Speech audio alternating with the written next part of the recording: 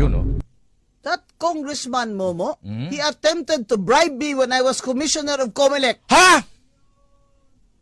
Ganon, no? So, anong... Bakit? And he has the nerve to sit in the bicameral conference. I told somebody to tell him, if he does not resign from the BICAM today, I will expose him. Nilinaw ni Surigao del Sur Congressman Romeo Momo na ang kanyang pagre-resign bilang miyembro ng Bicameral Committee ay para hindi mabahiran ng masamang interpretasyon ang magiging resulta nito.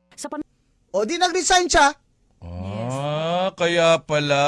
Anong gawin mo ngayon sa akin? Habla mo ako libel? Sige! Labha mo akong libel. Araw-araw tayo na sa media. E di sikat ako.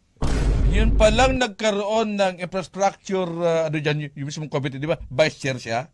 Kaya bigla pala siya nag-resign dahil dun sa binanggit nyo. Oh, tingnan nyo, di nag-resign siya sa BICAM. Oo nga. Parang natahimik naman. Vice chair siya dun, di ba? Hindi ko nagkakamali, Tony. Vice chair siya, di ba? Ang chairman dun Kasi ata si lulutuin na naman nila yung budget sa BICAM dahil nandun siya ang mautak siya. Kaya ano ko mga kababayan, talagang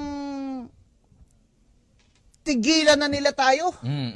Itong eleksyon na ito sa 2028. Kailangan hindi sila manalo. Hindi manalo mga kandidato ni BBM Gang.